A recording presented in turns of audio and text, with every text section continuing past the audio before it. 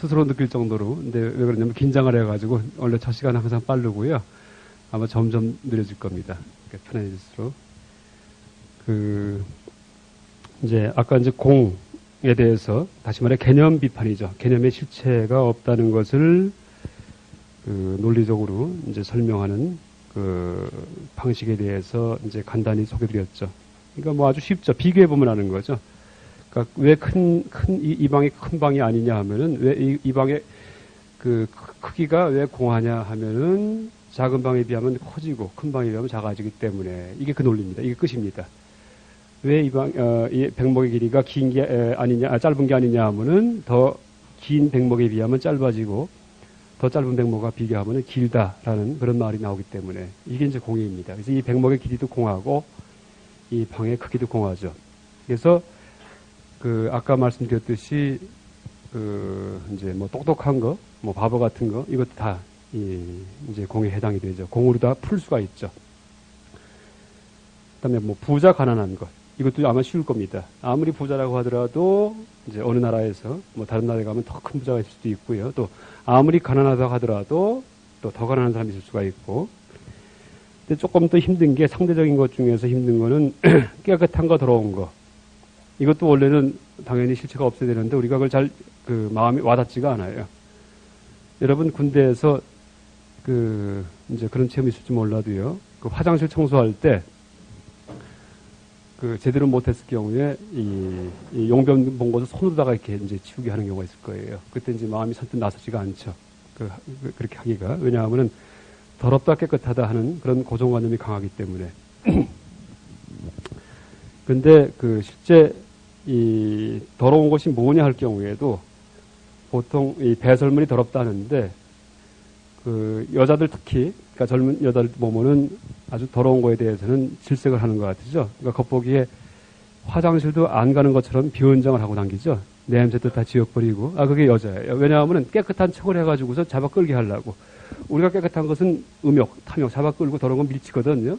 그게 향수 뿌리고 변장하고 냄새 없앤 다음에 이제 그러고 다니는 것이 여자죠. 근데 결혼한 다음에 이제 아기 낳아가지고 아기 낳죠. 그럼 제일 문제가 뭐냐면 아기가 참 귀여운데 어린애들 귀엽죠. 그런데 제일 문제가 뭐냐면 똥 싸는 거예요. 똥만 안 싸면 참 아기 귀여워요. 근데 똥을 하루에 한 6-7번을 싸는데 그것도 그냥 이렇게 이제 조그맣게 싸는 게 아니고 한번 쌌다면 기저귀가 눌러갖고 이 발로 흘러갖고 이렇게 나와요. 이불이 다 젖고. 근데 그거를 이제 깔끔한 척을 하던 여자가 이걸 탁 손을 닦죠. 나중에요. 그쵸? 그러니까 똥을 다 만지고 살죠, 이제. 하루 한 2-3일이면 변해요. 그러니까 2-3일이면. 처음엔 잘 못하다가. 나중에 늙으면 어떻게 되냐면은 손주 본 다음에 할머니들이 애가 아플 때 설사를 하면은 이 똥을 맛을 봐, 이렇게 해요. 맛을 봐서 어떤 병이 들었나. 옛날 우리 할머니들이 그런 걸 감별을 할 수가 있어요. 무슨 병인지. 그러니까 그 정도까지 이제 되죠. 그래서 일단 이제 변에 대한 것도 우리 이제 고정관념이 만든 이제 그런 착각이에요. 변이 더럽다 하는 게 또 특히 현대 사회일수록 이제 그런 고정관념을 강화시키는 거예요. 또 서구 사회일수록 그런 고정관념을 강화시키죠. 그래서 이제 어떤 얘기를 할 수 있냐면은 우리가 한 30년 전만 하더라도 30-40년 전, 그쵸? 한 40년 전에도 화장실에서 다 수거를 해가지고서 버리는 게 아니고 어떻게 했습니까? 밭에 뿌렸어요. 뿌려가지고서 다시 또 이제 농작물이 돼가지고 배추 키우는데 이런 밭에다가 다시 우리가 먹고 살았죠. 그러니까 간단히 얘기하면은 밥이 똥이 되면은, 그죠? 똥을 밥으로 먹고 살죠. 그러니까 밥이 똥이 되고 똥이 밥이 되고 이 순환하면서 사는 것이 원래 우리의 삶이었어요. 근데 근래 한 40년 동안 그걸 싹 바꿔버렸죠. 그래서 똥은 싸면은 전부 다 수세식 변수해서 물에 쓸려 내려가갖고 그냥 강물로 가버리죠. 그런데 세상 구조 자체가 직선이라면은 우리가 이제 그런 이 더러운 걸 버렸을 경우에 나랑 완전 이별을 할 거예요. 근데 세상이 그렇게 직선적으로 생긴 게 아니고 순환 구조로 둥글게 생겼어요. 윤회하듯이. 그러니까 아무리 강물에 버려봤자 어떻게 됩니까? 나중에 다시 또 수돗물이 돼가지고 내 입에 들어오죠. 이 순환이에요. 그러니까 그 전에 내가 밭에 버릴 때는 그 순환이 내 통제 속에 있었는데 그렇기 때문에 환경 문제가 안 생겼죠. 그랬는데 이것을 완전히 이제 나랑 이별을 시키려고 버렸을 경우에는 내가 통제하지 못하는 순환이 되기 때문에 환경 문제가 생기는 거예요. 그래서 이제 요새는 다시 또 그런 그 순환을 통제 속에 두는 그런 운동이 벌어지죠. 그게 뭐냐면 바로 재활용 운동이에요. 재활용 운동. 그러니까 그래서 이제 무슨 얘기냐 하면은 문명 때문에 여러 가지 이제 환경오해가 많이 생겼는데 그것을 없애는 방법이 옛날로 돌아가는 게 아니고 삶의 방식을 순환 구조로만 바꾸면 돼요. 그러니까 뱀의 꼬리와 머리를 물리듯이 이렇게 돌듯이 이제 그게 좀 오래 걸린다고 하더라도 이제 그러면은 환경 문제가 이제 해결될 수가 있죠. 그게 이제 불교적인 방식이죠. 근데 서양에서는 직선적으로 세상에 이제 만들어진 것처럼 그렇게 착각을 했기 때문에 그래서 이제 더러운 걸 없애는 거예요. 그러니까 서양 사람들 여기 보면은 대개 목욕도 아마 거의 매일 할 거예요. 매일. 우리는 일주일에 한 번이든지 뭐 이 경에 보면은 한 보름에 한 번 하게 돼 있죠. 목욕 같은 게. 근데 서양 사람들 뭐 다 그런 건 아니지만은 근데 현대 이 서양 문화가 항상 남자도 향수를 뿌리고 그죠? 몸에 냄새 없애려고 항상 목욕을 하고 또 하나가 근데 그런 사고방식 때문에 그러니까 환경 문제도 근본은 어디 있냐면 우리가 쓰레기를 버리기 때문이 아니고 우리 마음 속에서 깨끗한 것과 더러운 것을 구분하는 마음이 강렬해질수록 환경 문제가 커지는 거예요. 그래서 예를 든다면은 그 맥도날드 햄버거집, 뭐 켄터키 프라이드 치킨집 이런 그 패스트푸드점에 가면은 접시도 설거지도 안 해요. 다 종이 일회용으로 해가지고 그죠? 거기 담았다가 버려버리죠. 그런데 설거지해서 주는 접시에다가 담은 음식하고 일회용에 주는 음식하고 어느 게 좋아 보여요? 당연히 일회용에 주는 게 더 깔끔하죠. 설거지할 때 이걸 깨끗이 했나 안 했나 막 의심이 가기도 하고 그러니까 이 중고등학생, 초등학생들이 다 글로 쏠린다고요. 패스트푸드점에. 그런데 사실은 그 마음 때문에 그죠? 아주 병적으로 깨끗하게 살려는 마음 때문에 쓰레기가 양산이 되고 그것 때문에 환경 문제가 생기는 거죠. 그러니까 실제는 환경 문제의 원인도 우리 마음에 있는 거예요. 불구부정, 반야심경에 나오는 깨끗한 것도 원래 없고 더러운 것도 없다는 그 사실을 모르고서 병적으로 깨끗하게 살려고 하기 때문에 공해가 생겼죠.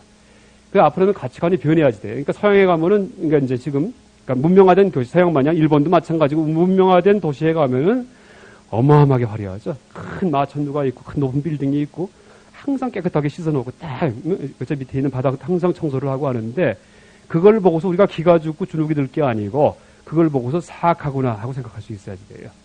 그런 그 마음 자세 때문에 그렇죠? 깨끗하려는 마음 자세 때문에 사실 환경 문제가 생기고 지구가 완전히 엉망이 되는 이제 그런 일이 벌어진 거죠. 이게 인도 같은 경우에는 겐지스 강물에 이 화장터가 바로 옆에 있는데 송우장이 떠내려가는데 사람들이 거기서 목욕하고 물도 먹죠 이렇게 해요. 그죠? 물론 우리가 가서 그렇게 했다가는 금방 죽어요. 우리는 이제 그 인도 사람들은 적자 생존의 법칙에 의해서 죽을 사람 다 죽었어요. 옛날에 벌써 다. DNA가 그래서 사한 사람만 겐지스 강물 먹어도 병이 안 걸리는 사람만 살아남았기 때문에 괜찮은데 우리는 그게 안 돼요. 우리는 이제 문제가 되지만 어쨌든 그래서 환경 문제 해결이 보다 깨끗하게 살자, 무공해 농산물을 먹자 이게 아니에요. 더럽게 살자. 이게 환경 문제 해결이에요. 옛날처럼 더럽게 살자. 쓰레기와 공존하자. 똥과 같이 살자. 항상 이 동네에서는 이 변 냄새가 풍기하지 되고 지금도 북구 쪽에 가면은 이제 옛날에는 외양간에서 나오는 그런 소, 말, 마구간에 그런 비원들을 다 이 강물에 버렸는데 정화해서 지금 안 그렇대잖아요. 다시 썩혀갖고서 밭에 뿌린대요. 그러니까 지금 덴마크든지 네덜란드에 가면은 시골길 달릴 때 그 변 냄새가 진동을 한대요, 아주. 근데 그걸 당연하게 느낄 수 있게끔 이 사회에서 교화를 해가지고 이제 환경 문제 해결한다는 얘기를 하죠. 어쨌든 불구부정. 원래는 깨끗한 것도 없고 더러운 것도 원래는 없죠. 그런데 우리 생각을 만들어버리죠. 또 그 생각의 강도도 사람마다 다 달라요. 어린애가 처음 태어났을 때 전 이제 애가 둘인데 우리 애는 저의 항상 실험 대상인 적이 한 반이에요. 그래서 항상 관찰을 하죠. 관찰을 하고 애한테 물어보고 처음에는 애가 뭐 더러운 거 깨끗한 거 알 수가 없어. 알 수가 없는데 한 말 좀 배울 때가 되죠. 깨끗한 거 더러운 거 집에서 야단치고 가르치고 할 때가 되면은 화장실에 앉아가고 자기가 이 용변 보면서 자기가 으악 해요. 냄새를 못 참아갖고 더럽다는 게 박혔기 때문에. 근데 원래 태어나자마자 그거 알 수가 있네? 없죠. 그래서 이제 그런 식으로 이 불구부정, 그러니까 더러운 게 깨끗한 거 이것이 상대적이지만은 그것은 사람 따라서 더 강화되기도 하고 더 약화되기도 하죠. 또 병적으로 강화된 사람들이 누구냐면 결벽증 환자예요. 밖에 나갔다 들어오면은 집에서 알코올솜 갖고서 손잡이 다 닦는 사람들이 있어요. 이게 정신병자거든요. 그러니까 그런 사람들은 이제 이런 이 연기, 공해 이체에 의해서 치료해 줄 수가 있죠. 실제 한 3일간을 설득을 하니까 치료가 된다는 얘기 하더라고요. 3일간을 갖다가. 그래서 이제 일단 이렇게 상대적인 것 중에서 그 실체가 없음, 공함을 우리가 이제 알기 쉬운 것은 긴 것, 큰 것, 이런 것들이었고, 좀 알기 어려운 것은 더러운 것, 깨끗한 것, 이런 것들이죠. 그런데 더러운 것, 깨끗한 것도 지금 가만히 곰곰이 생각해 보니까는 아이고, 원래 실체가 없구나 하고 알 수가 있죠. 또 실제 내가 그렇게 변해야지 돼요. 여러분, 사람, 이제 병 들었을 때, 자연치유법 중에 뭐가 있는지 아세요? 생약 먹는 거. 그러니까 약 먹지 말고. 요료법 들어보셨어요? 요료법. 오줌 먹는 거. 오줌으로다가 치료하는 거예요. 그러니까 제일 좋은 게 어린애 오줌이고, 그리고 이제 그게 안 되면 자기 본인 오줌. 그래서 앞에 조금 버리고, 중간 오줌, 끝에 거 버리고, 그래서 매일 아침마다 하루에 한 컵씩 이제 들이키면은 어떤 병이 들었다고 하더라도, 물론 말기는 안 되지만은 초기에는 그 병에 해당하는 약이 들어가 있대요. 약간 그런 책이 많이 나와 있어요. 그래서 이제 실제 이게 요새 나온 게 아니고 뭐 이집트 같은 데도 원래 요령법이 있었고, 그래서 인도도 있었고, 동양, 중국, 한국에서도 있었고, 그래서 이제 서점에 가서 요령법 컴퓨터 검색하면은 그 책이 쭉 나올 겁니다, 아마. 그래서 이제 이 오줌 치료법이, 물론 오줌 속에 약이 들어있기도 하지만은, 실제 오줌을 갖다가 자기 오줌을 아침마다 양치하기 전에 마실 정도의 그런 심성이 되려면은 불구부정을 체득한 사람이에요. 그렇죠? 그러니까 그 정도 되면은 병이 낫죠, 당연히. 그래서 이제 화학적으로 무슨 성분 때문에 날 수도 있지만은 이제 그런 마음 자세 때문에 항상 오줌을 먹어보세요, 한번. 이제, 그래서 이 병에서 벗어날 수도 있다고 이제 얘기할 수 있을 것 같습니다. 어쨌든 지금 얘기 드린 거는 다들 쉬운 것들입니다. 그러니까 공함을 얘기할 때, 그러니까 개념, 하나하나의 개념들이 있는데, 깨끗함, 더러움, 김, 짧음, 그죠? 그 다음에 잘생김, 머리 좋음, 이런 하나하나의 개념들이 있는데, 깨기 쉬운 것들이죠. 비교해보면 아니까. 아, 실체가 없구나. 그런데 이제 한 단계 더 올라가서 이제 깨기 어려운 게 있죠. 아까 말씀드렸듯이 눈이 없다, 아니면은 뭐 죽음이 없다, 삶이 없다 같은 거, 이제 여기에 대해서 얘기 드리겠습니다. 일단 이 반야심경에 보면은, 그러니까 무안이비설신의 해가지고서 눈이 없다는 얘기가 틀림없이 있죠. 눈도 없고 코도 귀도 없다. 근데 왜 도대체 눈이 없는지, 아마 그 서너럭집에 보면은 아마 혹시 본 분들 기억날 겁니다. 어떤 동자승이 와서 스님께 여쭤보니까 답이 막혀요. 반야심경에 눈이 없다는데 여기 눈 있지 않습니까? 하니까 답이 막히죠. 근데 그때 그 동자승 나중에 이제 큰 스님 되시죠. 제가 그 법명을 잊었는데, 중국에. 그 식으로 이 눈이 없다는 말을 우리가 아침마다 이제 예불 할 때 이 반야심경을 봉독하면서 이제 외우고 있는데, 도대체 왜 그런지에 대해서 설명을 중론서는 어떻게 하냐 하면은 아주 단순합니다.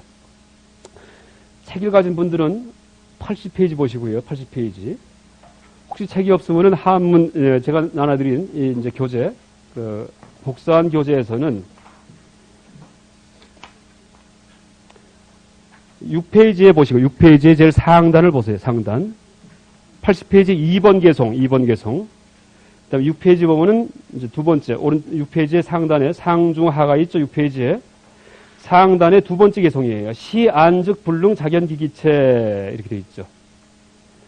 약, 불능작연, 운하견, 여물, 이렇게 되어 있죠. 이 중에서, 이게 이제 하나의 개송인데, 이 중에서 시안즉 불능작연기기체가 이게 답입니다. 왜 눈이 없냐면은, 자, 그럼 이제 번역을 제가 보겠습니다. 80페이지 보시면은, 이 눈이란 것은 스스로 자기 자신을 볼 수 없다. 그래서 없다는 얘기예요. 눈이 자기를 못 보니까 눈은 없다. 이게 답입니다. 이게 중론의 논리고. 이건 무슨 얘기냐 하면은, 한번 스님들 보세요. 그러니까 본인 눈이 어디 있는지, 눈. 그거 없잖아요. 손도 있고 발도 있는데, 눈이 어디 있나? 없어요. 그거 없어요. 끝이에요, 그게. 그러니까 남의 눈 말고, 이제 본인 눈. 근데 이제 그때 반박을 할 아마 마음이 나신 분들이 있을 거예요. 내 눈을 못 본다니까 앞만 봐도 없죠. 삼천리 강산을 뛰어당겨봤자 내 눈 볼 수가 없어요. 이렇게 봐도 코만 보이고 속눈썹 좀 눈썹 보이는데 앞만 봐도 눈이 여기쯤 있을 것 같은데 안 보여요. 없어요. 그러니까 없어요. 그러니까 이제 어떻게 반박할 수 있습니까? 거울에 비춰보면 되지 않나 이렇게 얘기할 수 있죠. 거울에 이렇게 비치면은 눈 보이죠? 그런데 거울에 비친 눈은 눈이 아닙니다. 왜?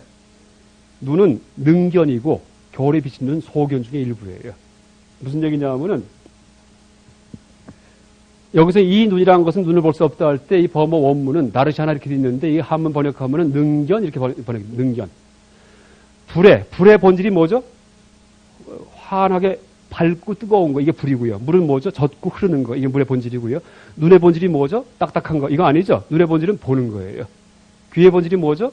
귀는 만져지는 거, 이게 아니에요. 이거는 몸뚱이의 본질이고 살의 본질이고 귀의 본질은 듣는 거예요. 눈의 본질은 물렁물렁한 거 이게 아니에요. 이거는 물렁물렁한 건 살의 본질이고 몸의 본질이고 눈의 본질은 봄이에요. 봄, 능견. 또 우리가 이제 눈을 찾을 때 뭘 찾으라는 얘기냐 하면은 능견을 찾으라는 얘기예요. 능견. 그러니까 내가 이 보는 힘을 가진 거, 마치 불을 찾을 때 뜨거운 놈, 밝은 걸 찾듯이, 물을 찾을 때 젖는 거, 흐르는 걸 찾듯이, 눈을 찾을 때는 능견을 찾아야지. 능견. 저 보는 힘을 가진 놈, 그놈. 그놈을 찾는데 앞만 봐도 보이지가 않아요. 보이지가 않죠. 그러니까 거울에 비춰서 딱 봐서 아 여기 눈이 있네 할 때 그 거울에 비친 것은 뭐냐 하면은 거울이 이렇게 있으면은 내 얼굴이 이렇게 있고 몸이 있고 다리가 있고 눈이 이렇게 있는데 이 눈은 이게 뭐냐면 이게 눈이 아니고 뭐예요? 내 눈에 비친 대상 세계에서 하얀 동자, 흰 색깔, 검정 색깔 이런 것들이죠. 그러니까 소견 중에 일부의 소견. 그러니까 능하면은 이쪽, 능동, 소하면은 대상 이런 뜻이죠. 능소할 때 능은 이쪽이고 소는 저쪽이에요, 저쪽. 그런데 눈의 본질은 능견, 보는 힘, 보는 작용이에요. 그런데 거울에 비친 눈은 보는 힘, 보는 작용이 아니고 보인 대상의 대상. 절대 눈이 아니죠. 그렇죠? 색깔이죠, 색깔. 그냥 하얀 색깔, 검정 색깔, 검은 동자, 흰 동자. 그러니까 거울에 비춰도 능견으로서의 내 눈, 눈의 본질 그 자체, 그건 못 보죠. 그렇죠? 그러니까 없다는 얘기예요. 그러니까 내가 지금 내 눈을 볼래도 못 봤고 거울에 비춰봐도 내 능견은 안 보이고 그러니까 없죠. 그게 답이 이게 끝이에요. 그러니까 이렇게 쉬운 거예요. 그래서 그러니까 이 불교에서 가르치는 것이 이 비단 중론만이 아니고 부처님 가르치는 전체가 다 여실지견 이렇게 얘기하죠. 여실지견. 세상을 있는 그대로 봐라 이런 뜻이에요. 있는 그대로 봐라. 그래서 발견된 진리가 바로 불교죠. 그러니까 부처님은 깨달음을 만든 분도 아니고 누구한테 들은 분도 아니고 본인이 당신 스스로 세상을 있는 그대로 관찰해서 깨달음, 연기법, 그렇죠? 깨달음을 발견한 분이에요. 발견한 분. 그 이치를 갖다가. 그러니까 이 보통 반야심경에서 눈도 없고 코도 없고 귀도 없다 이런 얘기 많이 나오는데 색즉시공 공식색 이런 얘기 많이 나오는데 그것들이 무슨 뭐 괴상한 무슨 이론이 아니고 있는 그대로 한번 보면은 눈이 없다는 얘기예요.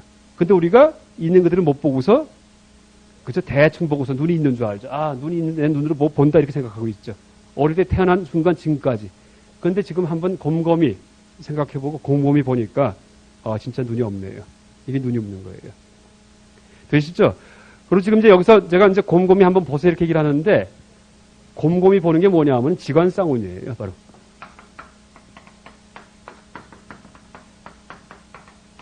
곰곰이 생각하는 게 곰곰이가 마음을 멈추는 거고 생각하는 게 이 관이에요. 관. 그래서 나오는 게 이 곰곰이가 자꾸 깊어지면 정이 되죠. 선정. 멈추니까. 생각이 깊어지면 여기서 지혜가 나오죠. 정해쌍수가 되죠. 정해쌍수. 그래서 정해쌍수도 우리가 확실히 이제 선 닦을 때 아주 무슨 고매한 무슨 뭐 같지만 그게 아니고 일상생활 속에서 누구나 하는 거죠. 근데 그걸 갖다가 전문적으로 수행론적으로 체계화시켜 놓은 것이 정해쌍수, 지관쌍운이죠.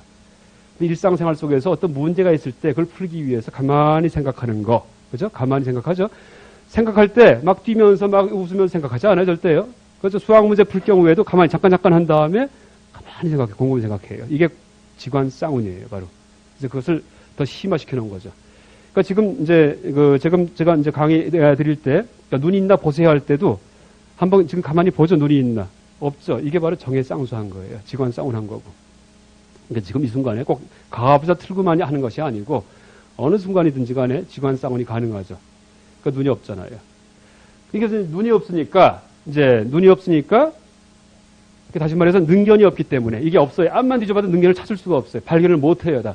우리 생각이 가짜로 맞는 거예요. 보니까 내 머리가 원래 없는 건데 머리에 멋대로 만들어갖고 눈이 있는 줄 알고 능견이 있는 줄 알고 근데 가만히 보니까 이게 없어요. 앞만 해도 확인이 안 돼요. 그러니까 어떻게 됩니까? 소견도 무의미해지죠. 소견. 보이는 대상도 이런 것들을 그전까지는 내 눈에 보이는 대상 이러고 다녔는데 이것도 대상이 아니에요. 그냥. 그렇죠? 왜? 소견은 능견이 있어야지만 소견이고 서로 상대적이기 때문에 이쪽이 있어야 저쪽이 있죠. 그런데 이쪽이 사라지기 때문에 저쪽에 대해서 저쪽이란 말을 못 붙인다는 얘기예요. 앞에 보이는 게 없어졌다는 얘기가 아니고 까매졌다는 얘기가 아니고 어두워졌다는 얘기가 아니고 소견성을 갖다가 떠났다는 얘기예요. 소견성을 갖다가. 그러니까 소견으로서의 자격을 상실했다는 얘기예요. 보이는 대상으로서의. 그러니까 보이는 대상은 원래 불교 전문용어로 뭐죠? 색이죠. 색. 안근, 색경, 색이죠. 그러니까 색도 없죠. 무색성향 미촉보 반야심경의 첫 번째 무색, 색이 없죠. 대상도 없어지는 거예요. 그러니까 대상도 아니라는 얘기예요. 그럼 지금 일어난 사건은 그냥 이것뿐이에요. 말을 못 붙이죠. 지금 그러니까 눈에 보이는 시각 세계에서 눈도 사라졌고 대상성도 사라졌죠. 또 실제 한번 뭘 바라볼 때 우리가 그러니까 여기까지가 눈이고 저기까지는 대상이다 하고 이거 무슨 경계선이 거지는 게 아니죠. 뭘 바라볼 때 그냥 바라보면 그거 자체만 하나뿐이 없어요. 바라보면 하나만. 그런데 멋대로 머릿속에서 이쪽에 눈이 있고 저쪽이 대상이라고 머릿속에서 상상을 해버리죠. 그 다음에 그게 실제인 줄 알고. 근데 뭘 바라볼 때 여기 뭐 금이 거져 갖고 이쪽은 능견, 이쪽이 눈이 이쪽이 있고 저쪽이 소견이다. 이런 건 없다는 얘기예요. 근데 그러니까 우리가 지금까지 눈과 대상 세계라고 말을 붙인 것이 다 허구의 삶이었다는 얘기예요. 그것만이 아니고 나중에 얘기할 삶과 죽음조차도. 그러니까 똑같이 논파됩니다. 그러니까 이제 보세요. 아까 긴 거 짧은 거 논파될 경우에는 긴 게 실체가 없다. 어떻게 알았습니까? 짧은 것과 비교해 보니까 길어지고 긴 것과 비교하니까 짧아졌다. 이렇게 알았죠. 다시 말해 연기를 통해서 알았어요. 연기. 연기가 뭐죠? 연기가 의존해 갖고서 의미가 발생하는 것이 연기입니다. 긴 것에 의존하면은 짧다는 의미가 발생하고 짧은 것에 의존하면 길다는 의미가 발생하고 그러니까 눈과 대상 같은 경우도 이게 연기적으로 발생한 거예요. 원래 없는 건데 공한 건데 원래는 눈도 없고 대상도 없죠. 안근도 없고 색경도 원래는 없는데 그렇죠? 안근하고 말을 붙여버리니까 색경 이렇게 되는 거예요. 둘이 같이 쌍으로 발생을 했죠. 마치 이 방도 원래 큰 방도 아니고 작은 방도 아닌데 어이구 큰 방이군 한 것은 머릿속에서 작은 방을 염두에 뒀기 때문에 머릿속에 작은 방이 떠올랐기 때문에 큰 방이군 하는 판단이 생기는 거죠. 같이 발생하죠. 그래서 연기할 경우에는 항상 쌍으로 발생합니다. 쌍으로다가. 그러니까 홀로 발생하는 것은 세상에 아무것도 없죠. 홀로 발생하는 거, 고립적으로 발생하는 거, 이것은 고기 이렇게 일하고 고기는 아무것도 없습니다. 다 쌍으로 발생하죠. 연기 왜? 항상 대립해서 일어나야 되니까. 그러니까 눈만 세상에 나타나는 건 없습니다. 눈 하는 그런 생각이 떠오르려면은 눈이 있다는 착각이 생기려면은 대상이 있다는 착각과 같이 생깁니다. 눈과 대상이. 그래서 왜? 능견과 이 소견이 긴 것 짧은 것처럼 상대적이기 때문에 그래서 이제 일단 하나부터 해체하죠. 능견이 없으니까는 아이고 소견도 없구나 이렇게 되죠. 그러니까 우리가 눈에 이 보이는 색경, 대상 세계라고 생각했던 것도 이게 색경이 아니에요, 사실은요.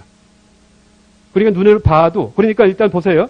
안근이 이 능견이고 색경이 이 소견인데 이것도 없고 저것도 없어요. 그러니까 양쪽에 관계도 없겠죠. 양쪽이 다 있어야지 관계를 다리를 놓을 텐데 이쪽도 없고 저쪽도 없으니까 다리를 놓을 수가 없죠. 양쪽의 관계가 뭐냐 하면 바로 안식입니다. 안식. 근경식 할 때. 안근, 색경, 안식 관계. 그러니까 본다는 것도 없다는 얘기예요. 봄이 양쪽에 봄이라는 그런 행위가 안근과 색경의 관계인데 그죠? 안근이라는 주체가 사라지고 색경이라는 대상세계가 사라지고 그러니까 주체와 대상의 관계인 봄이라는 그런 작용도 없죠. 그러니까 우리가 앞만 봐도 이게 보고 있는 게 아니라는 얘기예요.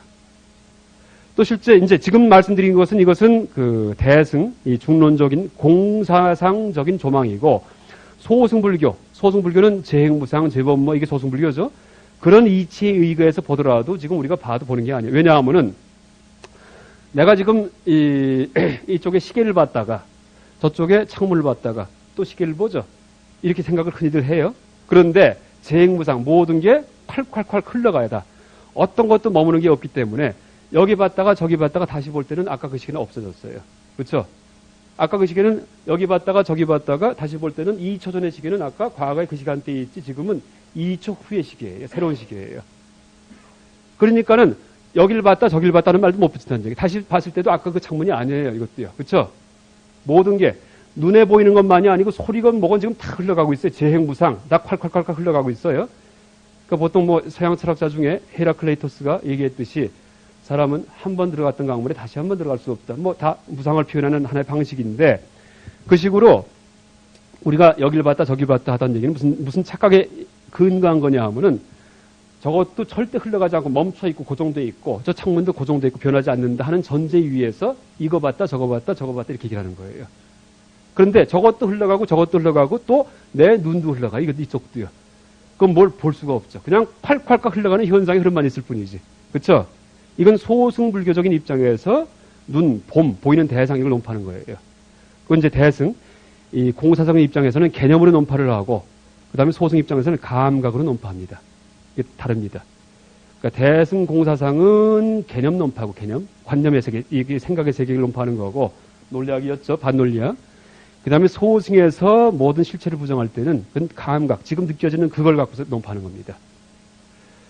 근데 이제 우리가 이제 모든 게 콸콸 흘러가는데 인간 이 칠판도 아까 제가 강의할 때 칠판은 지금 다 없어졌어요. 지금 또 이 매 순간순간 없어지고 있어요. 근데 왜 똑같이 보이냐 하면은 우리 감각 능력의 한계 때문이에요. 눈이 바로 바보 같기 때문에. 그렇죠? 눈이 미세한 걸 포착을 못 해요. 그러니까는 같이 봐요. 그냥 똑같이. 또 옆에 계신 스님들, 이 도반 스님들도 다들 보면은 아까 분들보다 다들 늙은 분들인데 그 늙음의 정도를 판단을 못 하죠. 왜? 이 감각 능력의 한계 때문이에요. 그런데 보세요. 50년, 60년 지나면 다들 늙어 계세요. 그건 무슨 얘기예요? 지금 이 순간도 매 순간 늙어진다는 얘기예요. 늙어간다는 얘기예요. 근데 그 포착이 안 되죠. 또 이 건물도 매 순간 낡아지고 있죠. 근데 그게 포착이 안 되죠. 우리 인식 능력이 둔하기 때문에.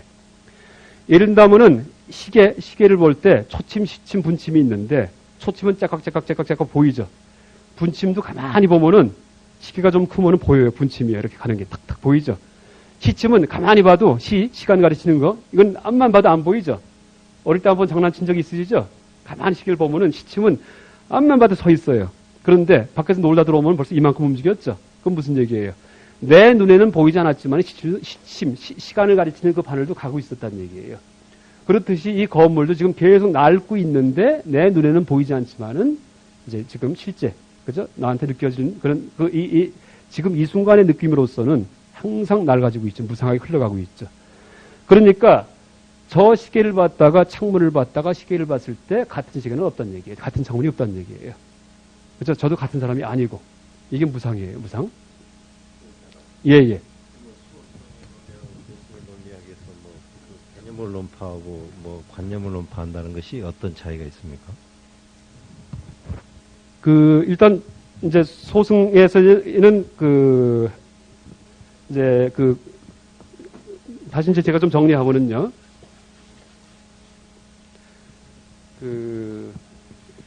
우리가 지식을 얻을 때, 우리가 이제 살아가면서 지식을 얻잖아요. 지식을 갖다가.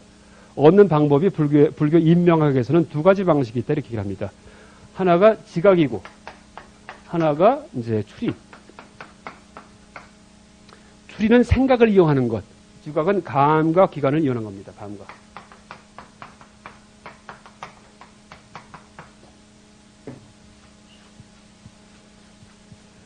그러니까 머리가 작동되면 추리가 되고요.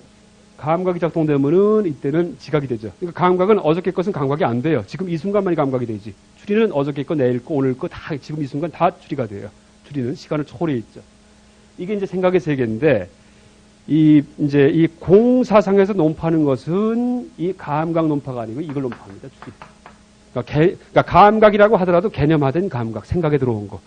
법공할 때 이 중론서 가르치는 것이 아공이 아니고 법공을 가르칩니다. 법공. 대승이기 때문에. 아공은 무아설 이건 소승을 가르쳤고요. 아공은 실질적으로 아공은 이 감각 논파 갖고 아공이 체득이 되죠. 아공. 그래서 이제 아공은 윗바사나 수행 같은 거 매 순간 느껴지는 걸 갖다 다 체험을 해가지고 다 흘러가는구나 무상하구나 해서 무하구나 실체가 없구나. 그러므로 이제 다 고다 부여잡을 게 없기 때문에 머무를 게 없기 때문에 그러면서 해탈하고 싶은 마음이 나는 거죠. 그래서 이때 법공할 때 이 법이 인도말로 다름한데 이 법의 의미가 우리나라 말로 번역하면은 이게 한 80가지가 나온다는 얘기를 합니다. 80가지가. 근데 이제 간단히 얘기하면 법의 의미가 부처님 가르침도 되고 또 하나가 우리 세상을 이루고 있는 구성 요소도 되고 부처님 가르침도 되고 또 진리라는 의미도 있고요. 그러니까 우리가 볼 땐 진리, 부처님 가르침, 세상을 이루고 있는 구성 요소, 그렇죠? 뭐 원자처럼 이게 이제 다 법인데 이 세 가지가 다른 것 같지만은 인도에서 다름할 경우에는 그걸 다 세 가지를 같이 생각을 해요. 왜냐하면은 부처님이 말씀으로 가르칠 때 진리만 얘기하셨죠. 색, 수, 상, 행식 말을 할 때. 그러니까는 어떻게 됩니까? 세상 진리가 바로 부처님 말씀이고 또 부처님이 말씀하실 때 개념, 그렇죠? 세상을 이루고 있는 구성 요소, 벽돌들, 개념의 벽돌들 갖고 부처님 말씀하셨죠. 그러니까는 또 그건 요소도 되기도 하고요. 그러니까 인도 사람들은 다름하면은 그걸 뭐 개념이다, 아니면은 세상 구성 요소다, 아니면은 부처님 가르침이다, 진리다 이렇게 따로 생각할 필요가 없어요. 근데 우리나라 말로 번역을 하려다 보니까 4가지 막 5가지가 막 나오는 거죠. 그래서 이 중론서는 이제 원래는 이거는 원래는 중론이 나올 필요도 없어요. 부처님 말씀 아공, 즉 감각 논파 하나만 하면은 불교가 다 끝나는 거죠. 원래는 그렇습니다. 그랬는데 왜 중론이 나왔냐 하면은 이렇게 이제 아공을 얘기를 했는데 아공을 얘기할 때 그러니까 무아를 말씀을 하시는데 부처님 무아를 가르치셨는데 그때 말씀하실 때 수산으로 사용한 것이 뭐냐면 법입니다. 법. 그러니까 오온, 색, 수, 상, 행식 이게 다 법이고요. 뭐 12처, 18개 하나하나가 다 법인데 개념이고요. 그런 것들을 이용을 해서는 세상은 오온만 있지 오온은 다 무상하고 흘러가고 그러니까 변치 않는 것은 없다 해서 무아를 얘기하셨고 또 12처 안이비설신의 색상의 미척법 이것도 전부 다 이제 세상을 이루고 있는 12가지 구성 요소고요. 뭐 18개 이제 이것도 세상을 이루고 있는 구성 요소고요.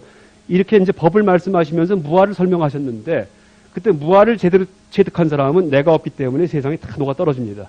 그런데 무아를 제대로 체득을 못할 경우에는 또 부처님 가르침에 집착을 해요. 다시 말해 법에 집착을 하죠. 법, 개념에. 그러니까 중론이 나와서 개념을 다시 깨주는 거죠. 그래서 보통 이제 이 소승에서 얘기하는 이제 감각론파는 이제 자아를 해체하는 거고 또 대승이라고 하더라도 궁극 목적은 아공입니다. 아공. 내가 없어지는 겁니다. 궁극 목적은요. 내가 없음을 아는 거죠. 없어지는 게 아니고. 그리고 내가 없음을 진심으로 아는 사람은 법이 없음도 저절로 안다 이렇게 얘기를 하죠. 법이 없음을. 왜 그러냐 하면은 이제 수레에 비유를 하는데 수레를 태우면은 손잡이랑 바퀴가 다 한꺼번에 타지 않느냐 이렇게 얘기를 합니다. 그러니까 수레를 태운다는 얘기는 아공을 얘기하는 거고 손잡이와 바퀴도 다 함께 타지 않느냐는 법공을 얘기하는 겁니다. 그러니까 수레를 태울 때 수레도 태우고 손잡이 따로 태우고 뭐 바퀴 따로 태우고 이럴 필요가 없잖아요. 아공만 돼버리면 법공이 그냥 된다는 얘기예요. 법공이. 그런데 이제 그러질 못하고 아공을 제대로 체득을 못했기 때문에 법에는 있는 줄 아니까 아공 법유.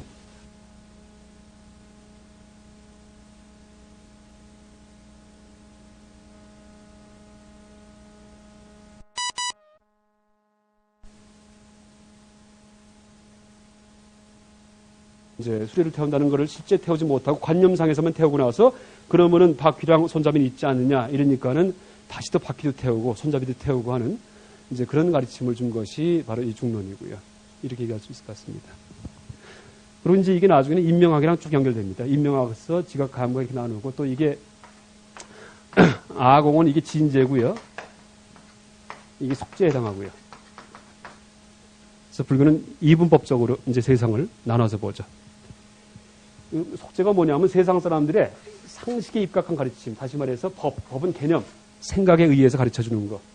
그다음 진재는 있는 그대로. 있는 그대로는 뭐냐면 우리가 느껴지는 것들, 지금 이 순간에 이것만이 있죠. 이게 진재죠. 진재가 무슨 뭐 추상적인 세계가 아니고 실제 있는 거, 이게 진재고요. 속재는 가짜의 세계, 이게 속재고요. 그러니까 법의 세계가 속재의 세계고, 속재의 세계. 그 다음에 이제 이제 이 재무상, 재범무아의 세계가 바로 진재 세계죠. 진재 세계. 이거 나중에 다시 한번 얘기 드리겠습니다. 그래서 이제 이렇게, 그러니까 눈을 논파할 때, 눈이라는 개념을 논파를 했죠. 그래서 지금 이제 따져 보니까 실제 눈이 없죠. 눈도 없을 뿐만이 아니고 색도 없죠. 색도 없을 뿐만이 아니고 안식도 없죠. 그래서 근경식 3자가 다 없죠. 이게 18개설인데, 그러니까 근경식을 육식을 얘기하는 것이 18개죠. 3618 해가지고서. 그리고 이제 18개설이 12처설이든지 5원설이 이게 다른 게 아니고 세상의 분류 방식 중에 하나입니다. 세상을 5원으로 분류할 수도 있고, 좀 간단히 분류하면은, 그 다음에 12처로 분류할 수도 있고, 더 세분하면은, 더 잘게 나누면은 18개로 분류할 수도 있고, 더 잘게 나누면은 구사론의 5의 75법, 75으로 나눌 수도 있고, 더 나누면 100법으로 나눌 수도 있고, 더 나누면은 유가사지론의 660법으로 나눌 수도 있어요. 어쨌든 그 세상 분류 방식인데 그 중에 지금 이제 눈을 논파한 것은 18개설 중에서 제일 첫 번째 세 가지 안근, 색경, 그다음에 안식 이것이 공하다 하는 것을 얘기하는 거죠. 그 논리가 이 중론에 써 있는 이 눈이라는 것은 스스로 자기 자신을 볼 수 없다. 스스로를 보지 못한다면 어떻게 다른 것을 보겠느냐 이렇게 되는 거예요. 이게 안근, 색경, 안식 논파죠.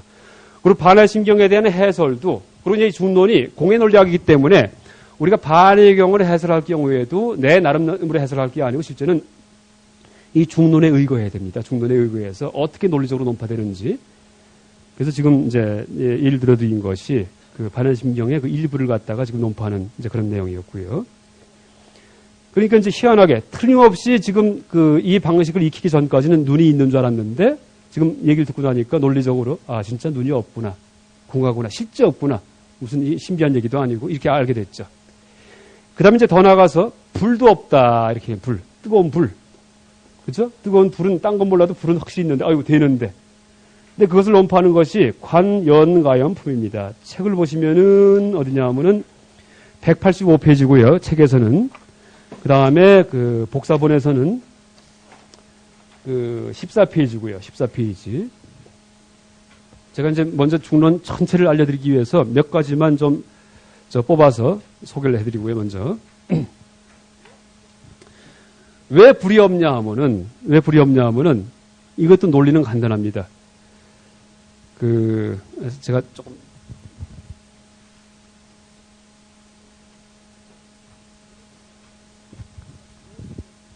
이제 아까 왜 눈이 없냐 하면은 눈이 있나 한번 봐라 이렇게 얘기를 했었죠. 눈이 있나 한번 찾아봐라. 눈이 어디 있나 보라. 그거 없었죠. 그렇듯이 불도 마찬가지예요. 불이 있는 거 한번 봐라, 찾아봐라 이런 뜻이에요.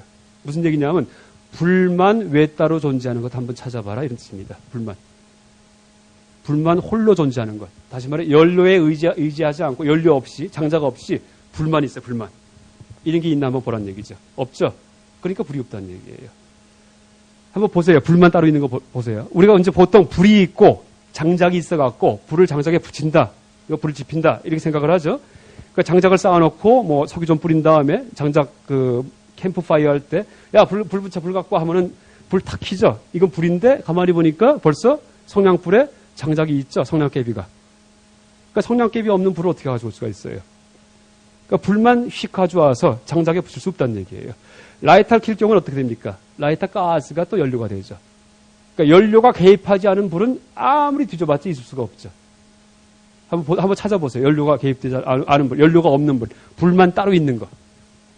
그런데 일상생활 속에서 우리는 그건 몰라요, 잘. 그 생각도 안 하고 살아요. 장작은 연료고, 그죠? 가스도 연료고, 그죠? 탁 켜면 이건 불이고, 이런 줄 알아요. 불. 그런데, 이런 불도, 촛불이 있으면 초가, 이 밑에가 초고, 초.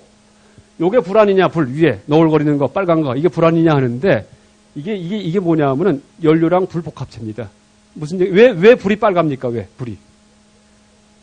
뭐냐면 탄소 알갱이가 달궈져서 그래요. 탄소 알갱이가 뭐냐면 숯 같은 건데 숯을 갖다가 달구면 빨개지잖아요. 근데 이제 이 촛불을 켜면은 촌동에서부터 탄소가 그 알갱이가 이제 올라오죠. 날아가죠. 위로다가. 그러면서 그 알갱이가 달궈져 갖고 조그만 빨개진 것들이 이렇게 환하게 빛을 내는 거죠. 그러다가 너무 빨갛게 달궈지면, 너무 뜨거워지면은 그게 탄산가스로 변해요. CO2. 요거는 색깔이 없어요. 공기랑 똑같기 때문에. 그래서 요 윤곽이 생기는 겁니다. 그러니까 불의 윤곽만큼은 탄소 알갱이가 달궈진 부분이고, 그 바깥부터는 CO2로 변한 거예요. 탄산가스로다가. 그러니까 어떻게 됩니까? 여기에서는 탄소 알갱이가 연료고, 그죠? 또 불이 빨간 거고 이렇게 되는 거죠. 그러니까 이 불꽃만 보더라도, 불꽃이 너울거릴 때 이 불꽃만 보더라도 이 안에는 연료가 개입이 돼 있어요. 벌써.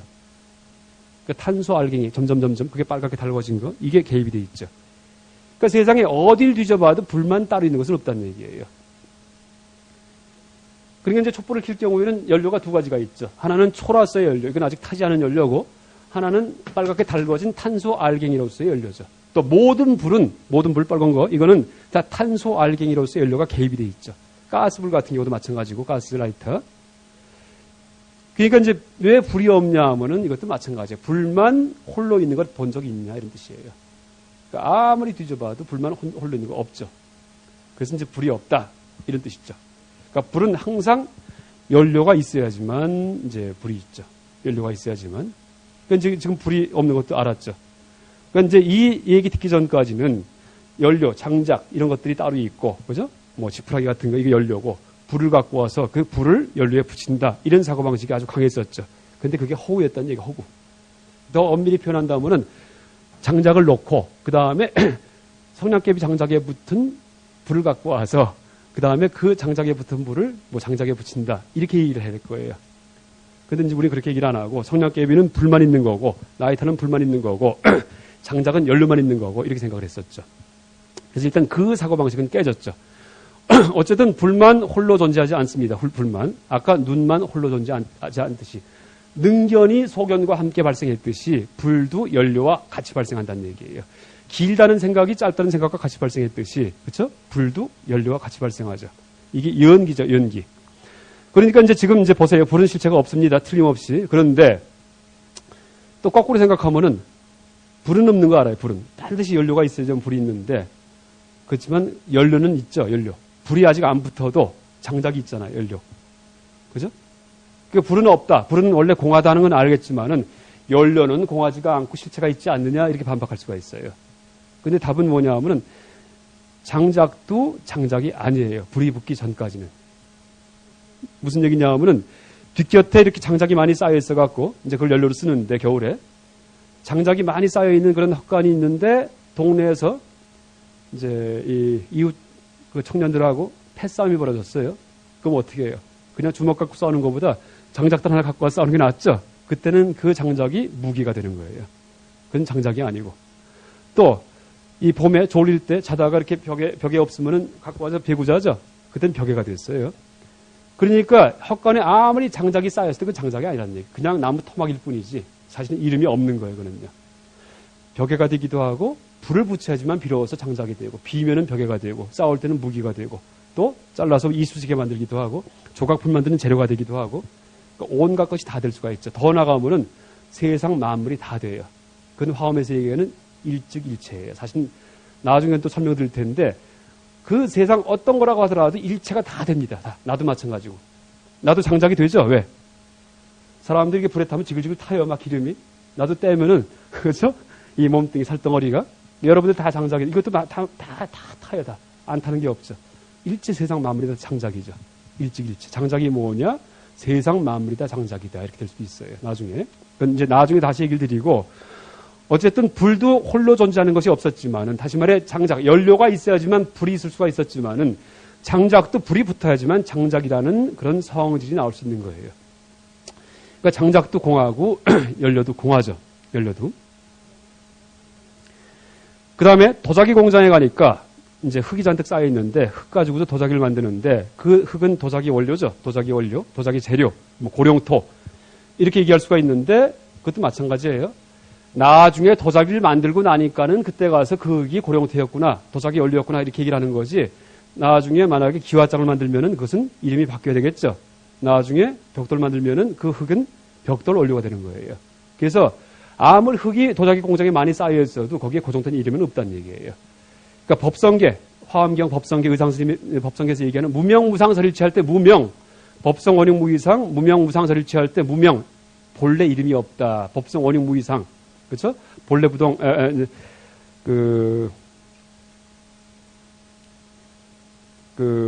법성 그 어떻게 되죠? 제가 잊었는데 제법부당 본래적 이제 그 무명무상 절체 이렇게 되죠. 그러니까 모든 존재는 원래 전혀 동요가 없다는 얘기예요. 다 고유하다는 얘기예요. 본래 고유하다.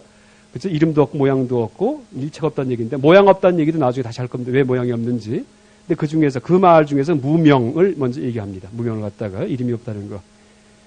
그래서 이제 그 다른 예를 든다면은 그러니까 제가 이름이 뭡니까? 지금 여기서 강사로 이제 서 있죠. 강사. 그죠? 근데 집에 가서 야 강사 왔다 하면은 아들이 뭐야 아빠 미쳤어 이럴 거예요 아마. 그냥 집에 가면 아빠가 돼요. 아들한테는. 부인한테는 남편이 되죠. 그 다음에 옆집 아줌마한테는 아저씨가 되고 그 다음에 강아지가 이제 뭐 바퀴벌레가 볼 때는 아마 괴물이 될 거예요. 잡으려 그러니까. 그 식으로 사실은 이름이 없죠. 이름이 없는데 연기적으로 여기 학인 스님들이 앉아 계시기 때문에 제가 강화사가 되는 거예요. 연기예요. 긴 게 있기 때문에 짧은 게 있듯이. 눈이 있기 때문에 눈을 이제 생각을 떠올렸기 때문에 대상, 형상, 색이 되듯이 불이 있기 때문에 연료가 되듯이 학인 스님이 있으니까 강화사가 되고 학인 스님들도 마찬가지예요. 지금 여기에 강원에 계시기 때문에 학인 스님이 이렇게 이름이 붙는 거죠. 이게 다 연기예요. 원래는 학인 스님도 원래는 학인도 아니고 나도 원래는 강사도 아니고 원래는 눈도 아니고 원래는 이제 장작도 아니고 원래는 불도 아니고 원래는 긴 것도 아니고 그렇죠? 원래 아무것도 없죠. 이게 이제 그 연기의 세계고요. 그 다음에 이제 지금 이 공의 논리를 이제 점점 진전시키는데 그러니까 이런 개념 중에는 지금 이제 보셨듯이 깨기 쉬운 개념이 있고 깨기 어려운 개념이 있죠. 그러니까 긴 것, 짧은 것, 큰 것, 작은 것은 깨기 쉬웠고 눈은 조금 어렵지만은 그래도 좀 되게 깨졌어요. 불, 이건 조금 더 어려웠지만은 또 깨졌고, 연료, 이건 뭐 안 깨질 것 같았는데 또 깨졌어요. 그 식으로 이제 그 깨기 힘든 문제가 있고 깨기 어려운 문제가 있습니다. 근데 깨기 어려운 문제가 뭐냐 하면 삶과 죽음이에요. 삶도 없고 죽음도 없다. 이건 끝에 가서 하는 얘기예요. 불생불멸. 같은 얘기죠. 불생불멸. 생도 없고 멸도 없다. 이런 얘기죠. 이제 그 얘기를 드릴 텐데, 일단 그 얘기 드리기 전에, 그래서 이 중론서, 중관학에서 가르치는 이런 그 방식이 좀 독특해요. 그러니까 불교학의 분야가 여러 분야가 있는데, 뭐 구사학, 유식학, 화엄학, 그죠? 중관학 여러 분야가 있는데 그 중에 가장 독특한 것이 중관학입니다. 무슨 얘기냐 하면은 구사학이나 유식학 같은 경우에는 이제 거기에 통달하려면은 암기를 다 해야지 돼요. 그 법수 하나하나를 다 암기하고 어떻게 연관이 되는지 이걸 다 외워야지 되죠. 근데 중론은 외우면은 안 돼요, 중론은요. 그래서 지금 중론에서 나온 결론이 뭐냐면 눈이 없다, 뭐 그 다음에 대상도 없다, 긴 것도 없다, 짧은 것도 없다, 이런 것들이 결론인데 그걸 외웠다가는 큰일 납니다. 그게 답이 아니고 거기에 빠지면 그게 바로 공병, 공의 병이 된다, 악시공 이렇게 됩니다. 그래서 중론서 가르치는 것은 그런 결론을 가르치는 게 아니고 그 방식을 가르칩니다. 방식을 갖다가. 그러니까 해체하는 방식, 방법을 가르치는 것이 바로 중관학이죠. 그래서 보통 고등학교 때 교과 과목에 비유한다면은 국사나 무슨 사회 과목에 해당하는 것이 구사유식이고 그건 다 암기를 해야지 돼요. 국사 잘하려면은 몇 년에 무슨 일이 일어나고 다 암기를 해서 그 사건의 연관성 이런 걸 다 외우고 있어야지만 국사를 잘하는 거고 역사를 잘하는 거고 그래서 유식도 마찬가지고 이제 그 법수를 다 암기해야지 되죠. 그런데 이 중관학은 국사나 무슨 사회 같은 과목이 아니고 고등학교 때 과목 중에서 수학에 해당합니다. 수학. 우리가 수학 공부할 때 외우면은 안 되죠. 수학은 푸는 방식만 익히는 거예요. 그러니까 곱하기를 배울 경우에 2 곱하기 3은 뭐 6이다. 9구단 외운 다음에 뭐 36 곱하기 24 문제를 풀어보죠. 그럼 몇백 몇십몇 나오죠. 근데 그 답을 외웠어요. 그 선생님이 9구단 가르친 다음에 한 10문제를 내줬어요. 253 곱하기 458 이것도 풀었어요. 답을 외웠어요. 그 다음에 다음날 가서 시험 볼 때 그 답을 암기한 걸 다 쓰면 다 틀리죠. 왜? 다른 문제가 나오니까. 그러니까 9구단을 잘 공부한 사람은 답을 외운 사람이 아니고 푸는 방식을 외운 사람이에요. 그죠? 왜? 새로운 문제, 어떤 문제가 나와도 풀 수가 있기 때문에. 그래서 중관학도 마찬가지입니다. 이것을 중관학을 옳게 공부하는 것은 중관학에서 나오는 얘기 눈도 없고 코도 없다 아무것도 없다 이걸 갖다 말하는 게 아니고 어떤 문제가 오더라도 그걸 내가 다 해체시킬 수 있는 그런 능력, 그 논리적인 능력을 갖다 갖추는 것이 중관학을 공부하는 목적입니다. 그래서 그러니까 이제 이렇게 이걸 능력을 갖추려면 어떻게 됩니까? 수학 공부와도 똑같아요. 수학 문제 잘 풀려면은 처음에 예제, 그렇죠? 예를 들 문제 먼저 풀어보고 이제 어떻게 풀었나 보고 그 다음에 연습 문제 풀어보고, 그 다음에 어떻게 됩니까? 뭐 실전 문제 풀어보고, 모의고사 풀어보고, 나중에 입학시험 보고. 그 식으로 단계가 점점 깊어지죠? 그렇듯이 중관학도 긴 거 짧은 거 풀어보고, 그죠? 눈 풀어보고, 눈이 없다. 불과 연료 풀어보고, 나중에 삶과 죽음, 있음 없음, 이걸 풉니다.